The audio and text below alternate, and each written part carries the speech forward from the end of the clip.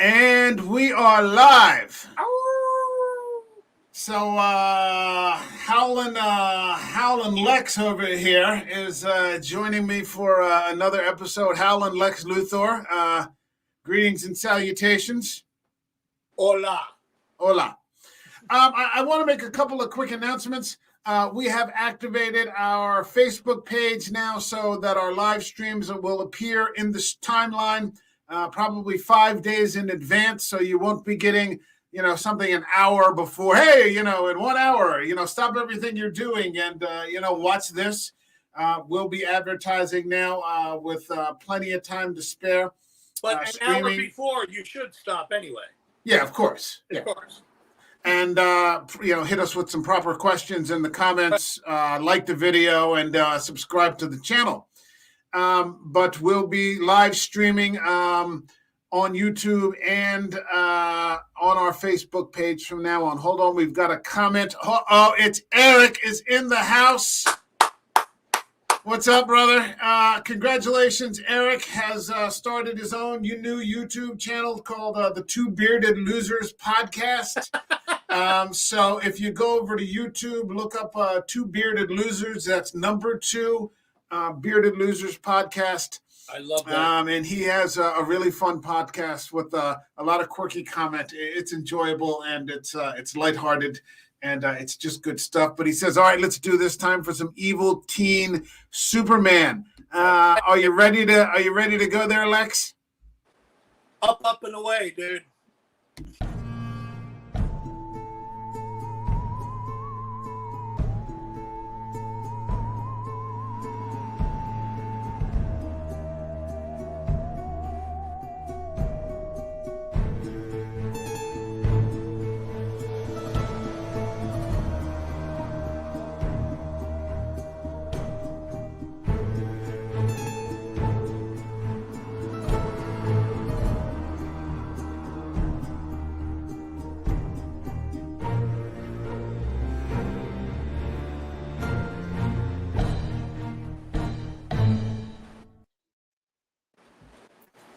All right. So Eric says, thank you very much for the kind words. No thanks are needed, Eric. You've been a longtime friend of the show pretty much from the beginning. And I always appreciate you, as does everyone else here on the show, all the regulars.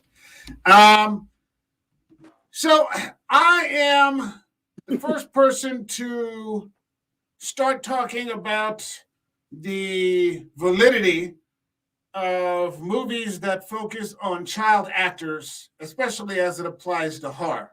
Yeah. In some other types of movies like dramas and things like that, it's easy to, have a child, start to cry or whatever and pull on your heartstrings and so on and so forth. But in horror, I think the bar is raised for what's required from a child actor. And I think a lot of times, it's almost an unfair it's almost an unfair line to ask them to cross because, cognitively 6 and 10-year-old kids only have a limited amount of range and there's only so much they can do. Not the case here. True. We are talking about 2019's BrightBurn, and it's directed by David Yaveski, who really doesn't have a huge amount of credits, but he's like an affiliate of James Gunn, who produced this movie. This movie was written by Brian Gunn, James Gunn's brother, and his cousin Mark. So they have their fingerprints all over this, and they've put it in the hands of someone who has, I think, a couple of Guardians of the Galaxy anime or animated shorts or something along those lines. And he's got a couple. I think he's got 2 other movies in post-production now. But this, to my knowledge, is the first movie I've seen that, kind of comes across as a big thing. And to me, he hit it out of the park. I completely agree. Yeah, this guy, this child actor, is named Jackson A. Dunn. And this is kind of what we always talked about. Well, we always talked about what it would be like if Superman was evil. Correct. But you think about it, it's kind of like a parenting movie in a way. In that, I mean, you could look at it in the abstract sense, or as we talked about, like with Hereditary, based in some sort of reality, and raising a difficult child. Although this takes it a bit further than that. Did you want to say something? Yeah, I like the fact that when I first stumbled onto this movie, which was actually just a few months ago, and because I saw all the promos to it and everything else, and I said, this looks interesting. I loved the fact that besides, and I agree with you about the bad parenting movie, I called up people who, Mike, you know this about me from when I was in college. I was a comic book collector. Right. Before it was popular, before all the girls started hanging out. But, when I was collecting comic books, whenever you would see a for lack of a better term, a what-if story or a spin on the character, when they would if Captain America was a Nazi, or if Superman was raised by Russians during the Cold War type deal, they always found that sense of honor, or their true person or their personality would come through, even though they were in a foreign element. Right. This isn't. Right. To me, this directly answers everybody who kept on saying Superman was a nice guy. I forget who it was. There was a writer that I knew, Philip Klukoff, who was a writer teacher I knew at Stockton, who turned around and said, everybody picks on Superman until you need him. And I always remember that quote because I'm like, wow, what happens if you need Superman and he's the villain? But I kind of really got into it on that angle. And yes, the more I've watched it, because you and I have spoken about this, about the parenting and everything else, and I agree with that. So to me, this is kind of like taking a story that you knew from a kid point of view when you read comic books, and then all of a sudden spinning it on its head or showing broken down into its most basic parts. I mean, it's sort of what it would be like to raise a supervillain. Right. What would the parental experience be like to raise a supervillain, which is like the mirror image of a Superman type character, but this is not. This does not have a happy ending, and his true north is evil. Right. It's very much a nature versus nurture. So you could have the discussion about whether it's good parenting or bad parenting, but you also come back to what I found in the very beginning. It's the big reveal, which is that, nature overrules nurture. Right. Because they're not necessarily bad parents, although mom is, just completely covering, and making excuses for this thing. But, I mean, once the cat is out of the bag, there's nothing that can be done. Right. In the very beginning of the story, much like we talked about with Hereditary, and I hate that I always bring things back to Hereditary. Whatever it is, I find a way to bring it back to Hereditary. But there's a classroom scene. I just watched it last night again. I was trying to watch some of it, and I fell asleep, and then I got up today, and I finished it out. There's a scene in the very beginning where the teacher calls on him, the student Brandon, the main character, and asks him if he knows what the difference is between bees and wasps. What are the differences? And he says immediately, well, bees are pollinators, but wasps are predators. Right. And that sort of tells, bees are out spreading the love, and, making new bees and making flowers and all these kinds of things, but wasps are predators. And wasps use force. And wasps force other insects to care for their young and, force them to feed them, all different types of things. And I said, okay, because of that cue from Bill, this is telling me, and I've seen it. I think I saw this movie once before, and I thought it was amazing. But I was like, okay, I guess I wasn't paying attention the first time. I saw it this time. Now 7 months into this podcasting, and I said, okay, this is telling me everything I need to know. Sure, there are lots of things out there that look the same because bees and wasps, unless you really, it all kind of looks the same. but they're not the same. So here you've got this kid who looks like just an average 12-year-old kid, but he's a predator. Exactly. This isn't, that's why I'm saying that the nature overrules the nurture. It's not bad parenting, even though they picked this kid up out of a goddamn spaceship. I don't know why anybody would do that in their right mind, and decide to bring him into the house and raise him, but okay, so be it. Are you trying to make sense of a comic book movie? I mean, well, no, it's like, it's not a criticism. It's not a criticism. Remember how 2 years ago there was that Baby Shark song? I knew it long before that. I knew it long before that. Yeah. All of a sudden went really popular. Okay. I remember sitting there listening to that song, and I said, the Baby Shark's going to grow up and eat people, right? As cute as that song was, it's not going to be a baby all the time. It's not going to be a baby all the time. And, so, go ahead. And you're right about this, because the way the Brandon character, when he was coming into his powers, he was also going through that awkward stage of growing up. He's about to turn 12. Yeah. Yeah. Hitting puberty. And we're all awkward at that stage. We all like to wait. No, I was cool. No, I was an idiot when puberty kicked me in the head. Yeah. But so you have that and this. So there's that wonderful conflict.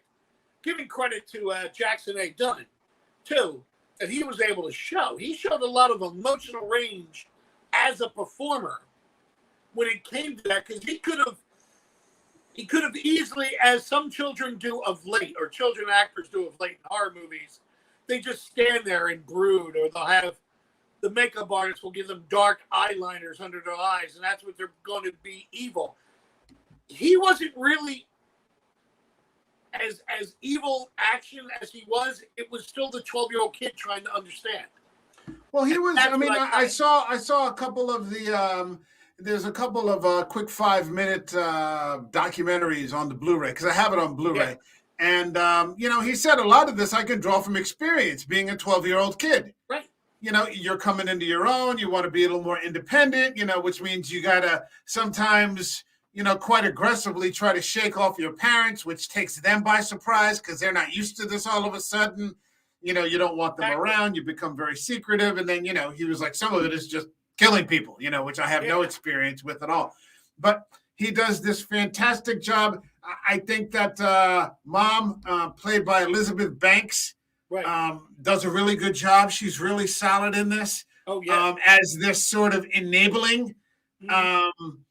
I think Bill called her evil. I don't know that she was evil, but she was just in heavy denial about what her son, is becoming.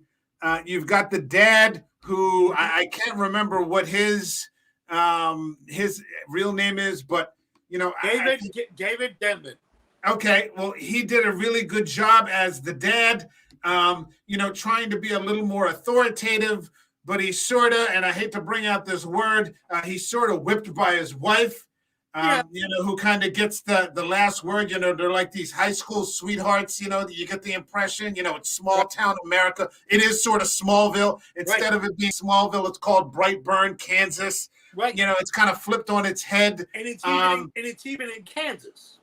But I mean, it's so crazy that, you can see he has these reservations, here and there, but his wife always sort of gets the last word on things. And, even to the extent that, because they haven't been able to conceive, he consents to bringing a freaking alien out of a spaceship into his house. Well, when you were talking about the Elizabeth Banks character, the mom, and how she's enabling. I remember when both of us talked about the Stephen King novel with Christopher Walken. The Dead Zone. The Dead Zone. And when he went to the first town and the young girls were being killed, and you found out it was the deputy. Yeah. And the mother was covering for him. Yeah, Olivia de Havilland, wasn't it? Yeah. And when he touched her and he said, you knew.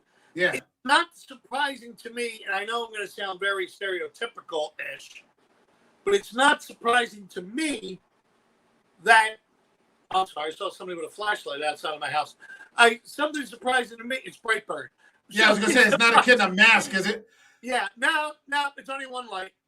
But it's, you'll always find the mother will care for their children, even if they're bad. Yeah. Yeah. Yeah, I mean, she's just... She was trying to, reach him. He's still a good boy. I mean, even at the very last scene, I believe deep down. You're always gonna be my baby, and then he proceeds to, okay, so much. But that's the point. I honestly think she believed it until it got to the point you can't deny it anymore. She couldn't believe it. Hold on, Eric Siri says the child actor seemed very smart in those behind the scenes interview. Yeah, he was very bright. He was extremely articulate.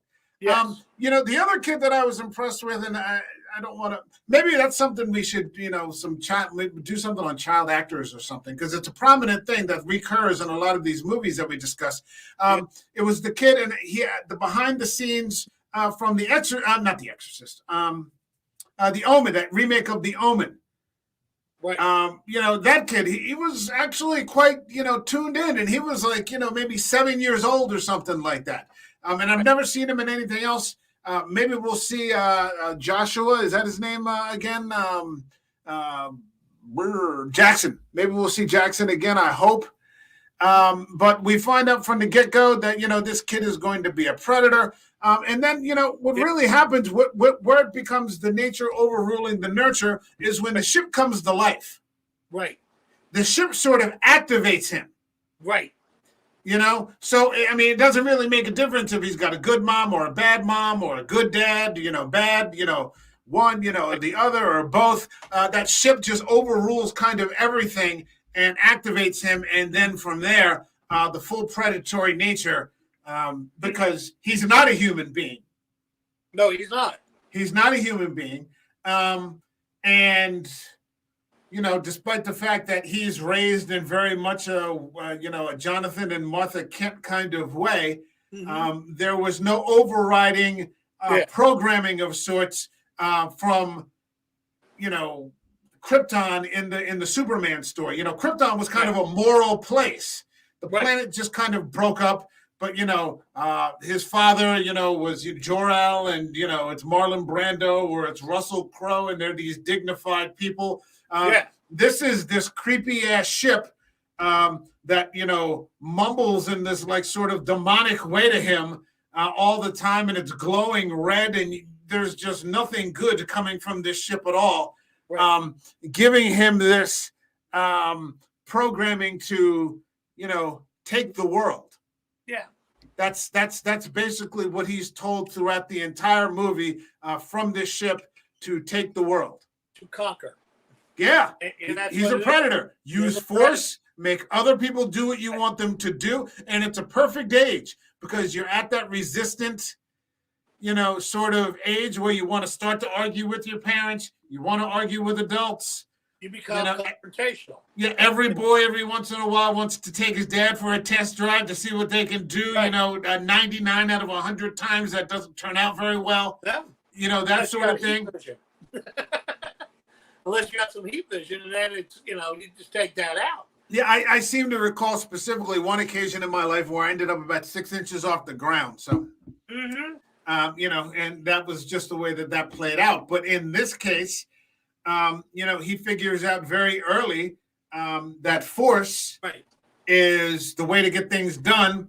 And no one is powerful enough, including his father, to force him to toe the line. And that comes back to an old argument we have been discussing before. Do you do the right thing because it's the right thing? Or do you do the right thing because there's a consequence if you don't? Right. And I've heard lots of people say, well, if you're only doing it because it's a consequence, you're a scumbag or something like that. And I never really thought about it very much. But I mean, in this case, this kid figures out there really is no consequence. So yeah, so I can get away with it. Yeah, my dad can't stop me. I'm stronger than my dad. And the thing about it is there's a sense of still trying to understand going on.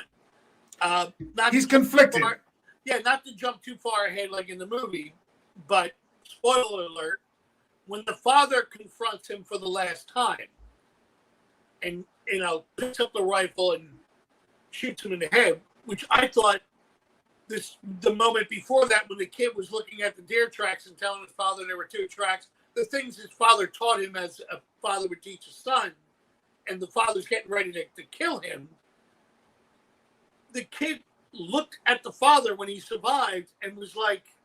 He was so hurt. Yeah, like, you're my dad. He was so hurt. And it was up until what he did to the father, I was like, oh my God, you felt so bad for him. Yeah. Yeah, he felt so betrayed. And what's the first thing he did was that he put on the mask and that's another thing. And that's another thing. I mean, I want to talk about Eric and I covered this in Halloween when we did Zombies Halloween Saga. The role of the mask. Right. In that, you're sort of covering, maybe your humanity. Mm-hmm. And you can do these, and I'm sure, I think there's all kinds of psychological talk about, the role of masks and things like that, once you've got the mask on, you can do what it is that you really want to do. It's like you shift some sort of mental gear, into another place. And yeah, I mean, it's... But when you think about also at the time, again, with the kid growing up, going through puberty, I remember my mother turned around and told me, she said, from the time that you were about 13 to the time that you were about 19, I didn't recognize you. You were a different person. Because we start putting on that persona as we do in high school. Are you the clown? Are you the, the jock? Are you the hero? Or, whatever, the positions that you take. To me, the mask, which was, again, an homage to Superman, so to speak, or to superhero movies, but it was also about him. He couldn't show himself doing this. Yeah. That's why I also loved it at the end when he was with his mother. She was able to take the mask off. Yeah, there is no mask at the end. Yeah. He fully transitions... Yep. To who he wants to be. Hold on, Eric is here. The mask is his escape from reality. He is becoming something different. If you were teased / felt tortured as a kid, this movie is a lot like Carrie. If you had all that power, you'd be tempted to use it for bad. That's a very human way of looking at it. Yeah. I don't know. Yeah. Yeah, I get the impression he was always kind of an odd kid. You didn't see him palling around with any friends. At the very beginning, that kid is making fun of him when he starts talking about feeding the wasps, the maggots, and all this kind of stuff. Yeah. He's kind of an odd kid. That kind of thing. He's trying to figure out what his role is. He's attracted to that one girl until he crushes her hand. Right. Because he's showing his authority. Yeah, he's showing his authority. Yeah. And, the way that he, his even intimidating adults, intimidating his aunt, his uncle, like, it won't work out for anybody if you tell my mom. Like, that's such a childlike response. But when you it's actually, I mean, I've worked with kids for a long time. I mean, that's a childlike response, but it's not something a child would usually say to an adult. Right. It's like something a child would say to another kid. Right. Like, you better not tell, it won't work out for you if you tell my mom what I did to you or what you saw or whatever. But to actually say that to an adult. Yeah. Because he's not afraid of them. No, he's already figured it out. Because kids go right where the loopholes are. They go right where the cracks in the walls are, and this kid has figured out exactly, what it is that he needs to do, and that's it. One of the things I wanted to talk about, which was different from the standard superhero movie, and it's a superhero movie take coming from James Gunn. It's a superhero take with a straight horror through the straight lens of horror is the amount of gore. Yes. And I don't put gore up, and I wasn't going to this time. But when we see a Superman movie, or these superhero movies, they're usually there's especially someone with this much power, you're seeing them smash a building. Right. Or they're fighting Thanos, or they're fighting Doomsday, or something like that. You never see what their powers are to do to a human body. Mm-hmm. You never see what it is that they're capable of doing, just to how they could break a person into pieces. And this is done quite graphically. Mm-hmm. And for Brandon, it's done with quite a bit of almost he's almost like curious as to see what it is that exactly. What have I done here? But it's not alarm, and it's not shock, and mm-hmm. it's not remorse. I remember once this is the last absolute time I had to do something physical, and it was to break up a fight. Right.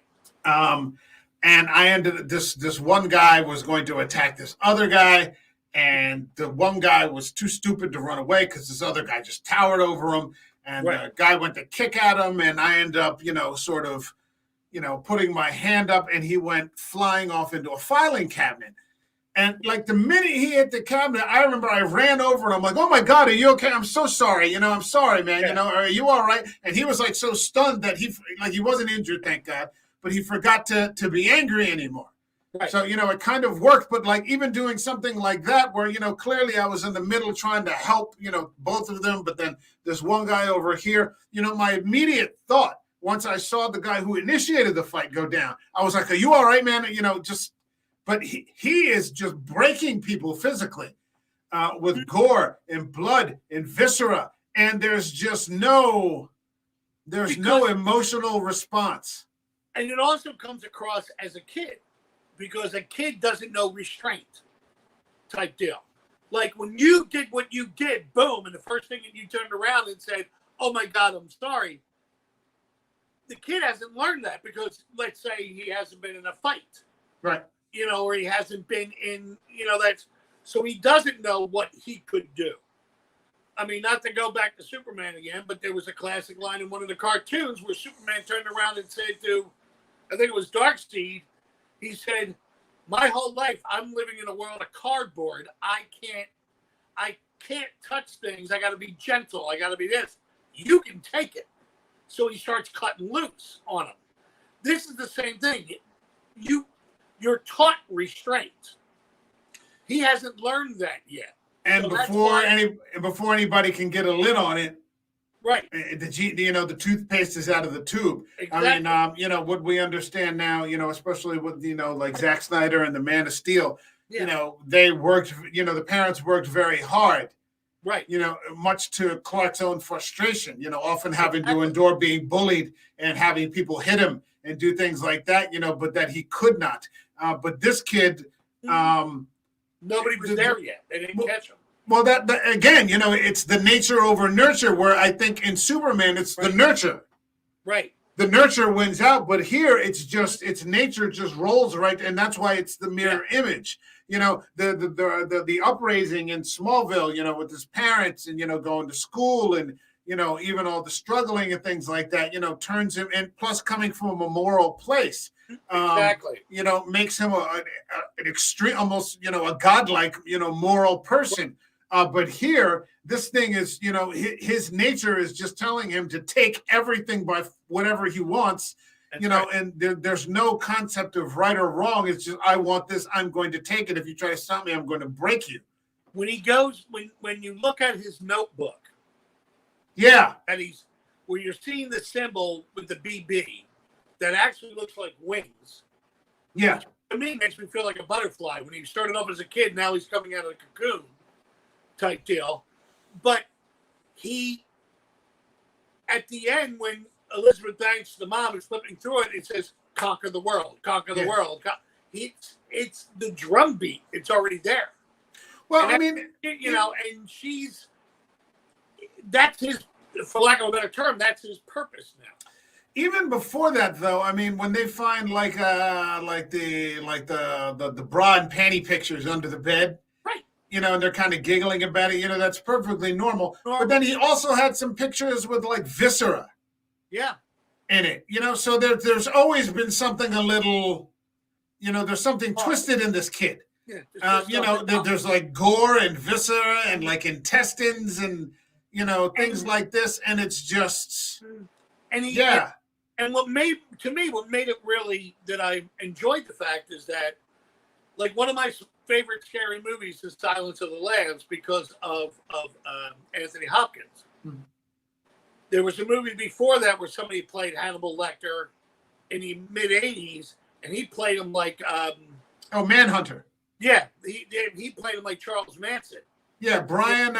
Oh God, I forget the guy's name. Yeah, with William Peterson. Yeah, but when Anthony Hopkins took him over, he was a normal, or looked normal, and then could commit these acts.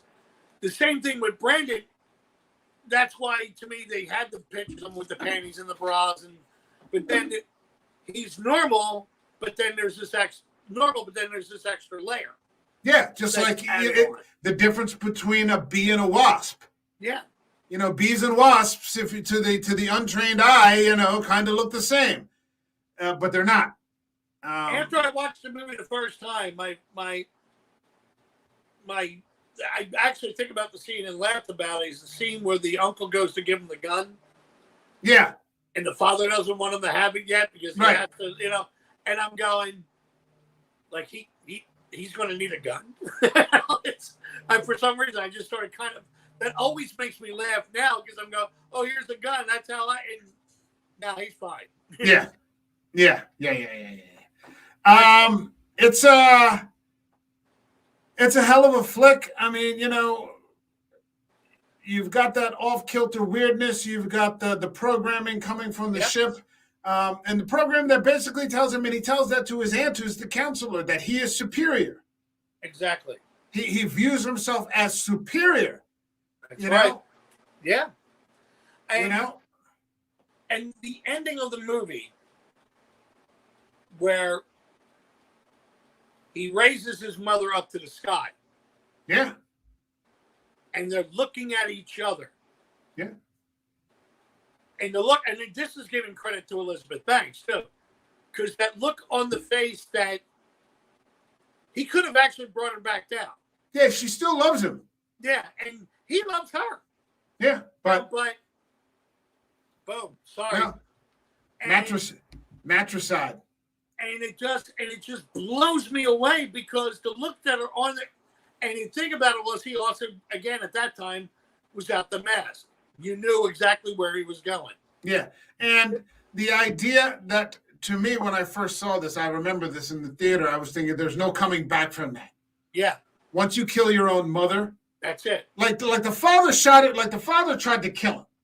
Right. And I get it. I guess you could make whatever. Right. In some sort of tragedy. But once you kill you willfully just murder your own mother.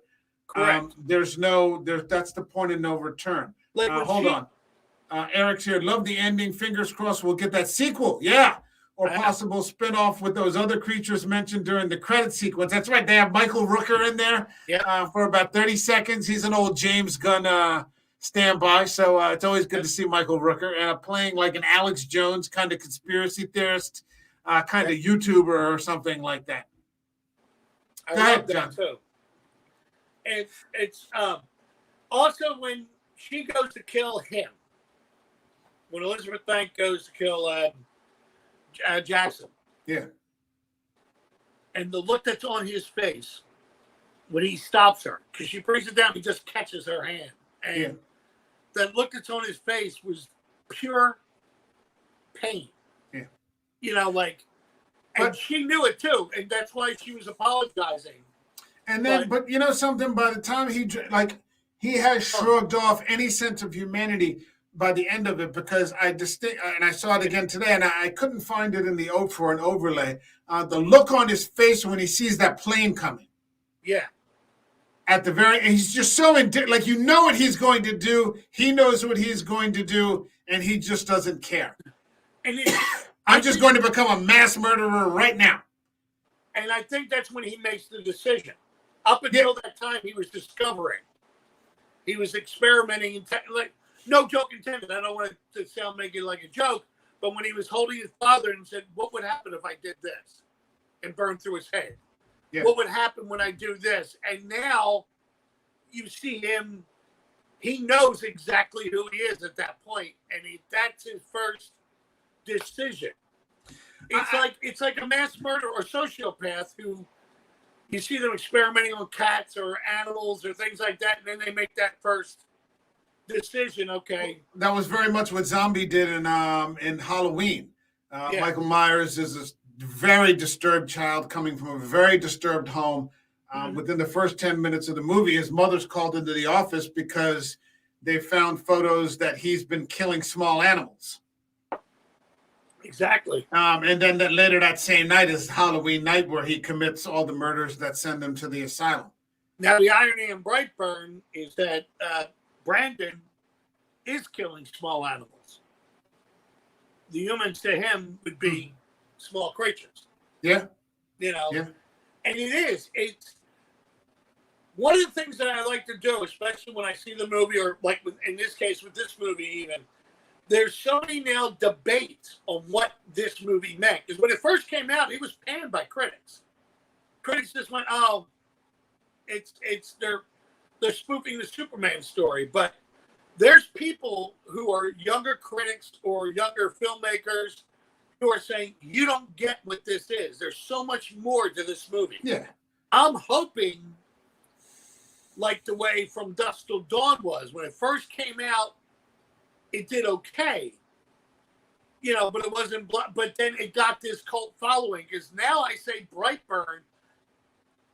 People are like, "Did you see that movie?" I mean, they're really getting into it. Yeah.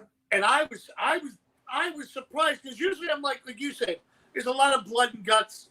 The death of the uncle still, but there's so much more to it than just that. The timing is kind of odd. Because there are a lot of people who are getting winded of comic book movies. Mm-hmm. I mean, it's had like a decade-long run. Exactly. It's hard to get anything. So if you say, "Oh God, another comic book movie," it can be easy to just be dismissive. Right. But then if you watch the movie, you're like, "Oh shit, this is something else entirely," and definitely worth your while. And I'm a big critic when it comes to stuff like that. To me, if something gets too gross, I just go, "All right, click," because I'm like, you're not giving me a story; you're giving me blood and guts. I can, But this isn't the case here. This isn't just this isn't gratuitous. Yeah, there's a point. Yeah, there's a point to what's happening. Well, maybe there's not a point with what happens to that waitress with the glass in her eye. But, yeah. But still, for sure, or the deputy. Oh, I was going to talk about that. That fucking brave deputy who didn't run. Yep. And tried to protect her. She's in here. Yeah, doing a job, yeah. Yeah, and I was like, "You've got fucking guts, lady." Yeah. Holy, she's a sheriff, just get turned into puree. Yep. And she sticks it out and tries to protect the mom, and it just, it doesn't. And I usually don't put viscera and gore in the overlay, but yeah. And it was cool, in a sense, because they kept it in the background. Yeah. You saw from the mother's point of view from under the bed, but you saw what was happening, and you were like, because they could have done that up close. They could have made that gratuitous, the money shot, type. And they didn't. You just saw it in all the way over there. And I was like, fuck me, that was good. Well, I mean, you've got people you've got James Gunn that's producing. Right. You've got his brother writing. You've got his cousin writing. You've got one of their close friends directing the movie. I was appreciative of the fact that, there's no, I don't think that there's any overt humor in this movie. So it doesn't have that, I just saw the Suicide Squad on HBO, where James Gunn redid this new Suicide Squad movie. And it was kind of like a DC Guardians of the Galaxy, but it was a good movie. It was okay. Right. I was glad that this wasn't that. Yes. Some quirky, operatic, kind of thing. This was just a blood and guts and straight up superhero horror movie. And it probably will be better than what we get in phase 4 with, like Doctor Strange or all this kind of crap. I mean, there was no need for any of that. You just got a guy that was just going around breaking people. Right. With no, there's no superhero in this. There's no superhero to counterbalance it. It's just a straight up tale of a villain coming into his own. And that's what works. Like my niece, who's studies film and things like that, she turned around and said to me, no, I'm sorry. It was another female friend. It reminds me of my niece. Sorry. But she turned around and said, when she saw the ending where all the Aquaman type, yeah. She goes, where was Batman? And I went, I wonder if that would be the sequel, that was somebody like a Batman comes to stop them, Well, I mean, hopefully we will get that. I would love to see a BrightBurn sequel. There's another movie. Oh, God. There's a really good, I don't know if you've seen it. You probably have. It's about more than 10 years ago, almost a long time, 15 years ago, I'd say. Comic book movie. It's a found footage comic book movie with Michael B. Jordan called Chronicle. Yes. All right. I know what you're talking about. That was another movie where you're just like, oh, shit. This is just, what happened if a jaded person, a jaded kid, the picked on kid develops superpowers. Because you get these, they're all three, there's like 3 friends, but one of them is kind of the odd man out, but they're still his friend. Right. But what would happen if all 3 of them, and then this one guy who's he's unbalanced. Right. It's not that they just pick on him. He is sort of unbalanced. What if you gave an unbalanced person superpowers? Exactly. What would exactly happen? What would happen when you see the deranged? I'm sorry. Was this movie a success budget-wise? Any idea? Hold on. Keep talking, John. I'm gonna look. Well, no, it's you. When you have that one character, you can either make them sympathetic or like a warmonger. They just go completely over the edge type deal. And I love the fact, and for lack of a better term, what if the wrong person got the powers? I mean, Christ, what was that movie with Will Smith? Oh, where he was flying around. Hancock. And he's like jacking up kids that are giving him a hard time. Shoving the guy's head up the other guy's ass. I mean, but he's like a drunk. He was a burned out superhero getting drunk. What the hell is this? Type deal. And or at least that's how they were playing him. But that's also the same thing, because at the end he found his true nature of actually trying to be a good guy. Where you had BrightBurn, this guy, there was nothing. It was just like, what if he was off? Hold on, Eric. It sold the gross $13.7 million in the U.S. and Canada, $15.5 million otherwise, for a total of $32.8. $3 million on the first day.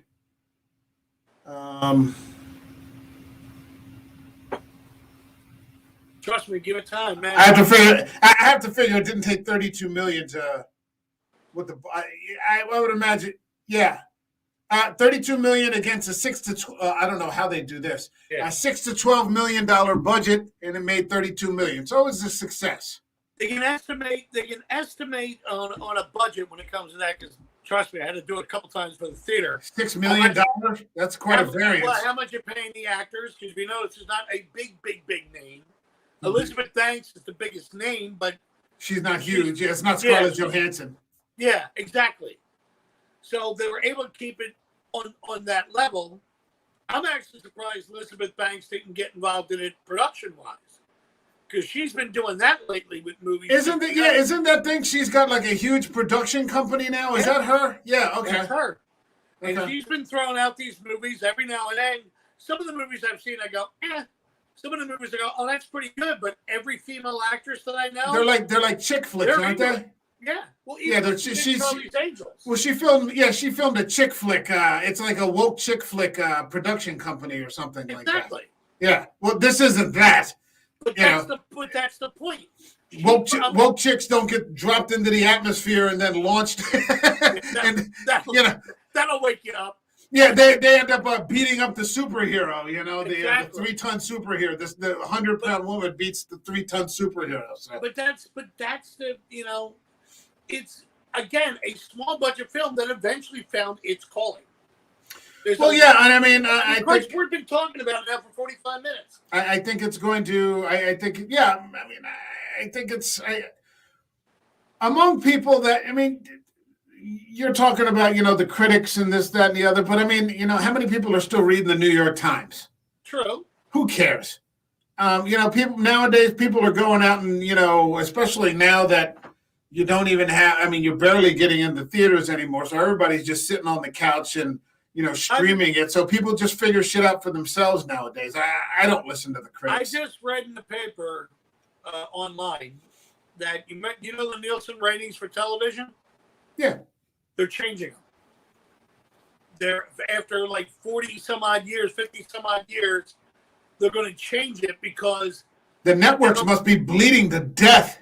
Because they don't judge Netflix, they don't judge Hulu, they don't judge Amazon. Yeah, they don't do all that stuff, and they're not getting an accurate count of who's watching what. Yeah, can you imagine? Like my dad, he doesn't have any of that stuff. He still watches the regular channels. But I mean, my dad is 83. But I mean, most people are watching.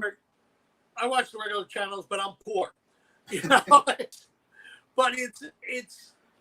No, but here's the thing. Here's the thing. I got rid of cable. Right. Like I'm not paying much. What I'm paying for on my streaming channels is maybe equal, but close to less than what I'd be paying if I just had regular Xfinity cable. Not to mention if I had HBO or Cinemax or any of those sorts of what's on Cinemax anymore? What's on Showtime? Who even watches those? Actually, the first this morning on Cinemax, I saw.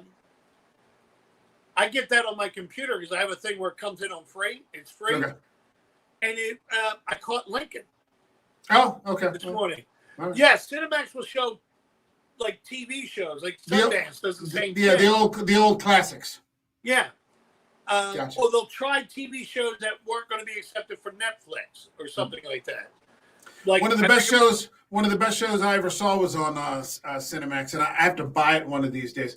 It was called The Best Show That Nobody Ever Watched. It was called Banshee. There you go. Do you know that?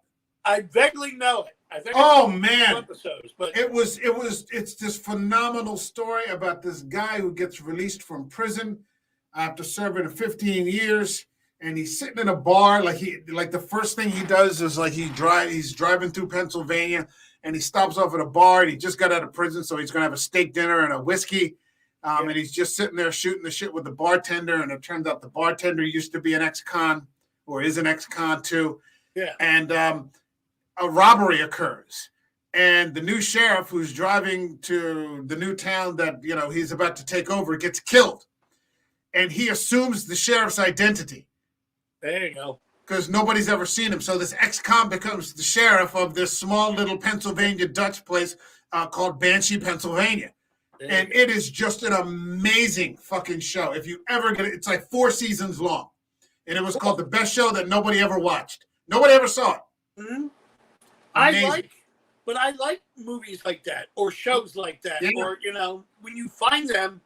There was a show on Netflix when I had Netflix called, what was it, Love, Death, and Robots. I've heard about that. I haven't watched it. And they were all animated. And they were short little, animated movies from anywhere from 18 minutes to 20 minutes or 10 minutes. Some of them were an out-and-out riot, but some of them I was rubbing goosebumps on my arms. It freaked the hell out of me. And it was this great Japanese animation. And everything was fluid, but that's the point. It's people are finding their own niches, and that's what will eventually start. Well, saving a movie like BrightBurn. I said BrightBurn, and I'm trying to remember this actor's name. I'll if I remember it, I'll send it to you. But he's a guy who does all these bit parts in movies. And the minute I said BrightBurn, he turned around and said, great movie. Yeah. And everybody else in the room of actors said, what are you talking about? And I said, I stumbled onto this thing. And he goes, great movie. He said, Yes. he said the same thing. I was shocked. Yeah. How much I got into it. So, I mean, if you haven't seen it, see it. It's fucking worthwhile. Real quick, I'm just going to say real quick, my favorite Lecter, Mads Mikkelsen. Who? Mads Mikkelsen. Oh, there you go. Did you see the? Have you seen the show? Yep. Hannibal. Yep. They turned what could have been the biggest turd, and just turned it into this operatic diamond.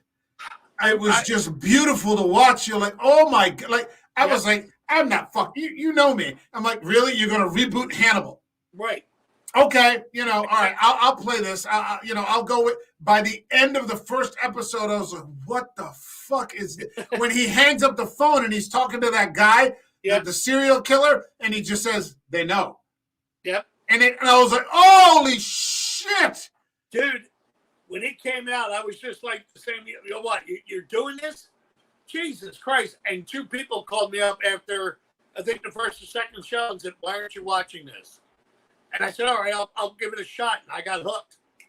I own them all. I own them all on Blu-ray, man. I gotta have them. Have them. Love that series. I couldn't believe. I mean, everything was just. They made everything old new again. That's right. And it was funny because at the time there was a series about the Bates Motel. Oh, Bates Motel. Yeah. I never saw it. Was it any good? Not as much as I wanted it to be. Yeah. The first season I kind of got into it, but after a while it was like it just faded off. And Vera Farmiga is like Mother Bates. Yep. Yeah. Yeah, it was, and I'm like, there's such a potential there, but I'm like, you should have went for a better miniseries than a full series. Yeah, or it could have been a limited series. Yeah, something like one season, one season. That works. That's one of the things I got to give credit to the British television too, man. They don't try to go for 24, 25. They'll go, it's 6 or 7. I'm like, yeah, but I could watch. I could watch a season of Luther. Yeah. I loved Luther with Idris Elba. It's like one season is like 3 episodes. That's right. And you're like, fuck. You want more. Peaky Blinders is like 5 episodes. Yep. And they keep it. That's how to keep it. That's how to keep it in.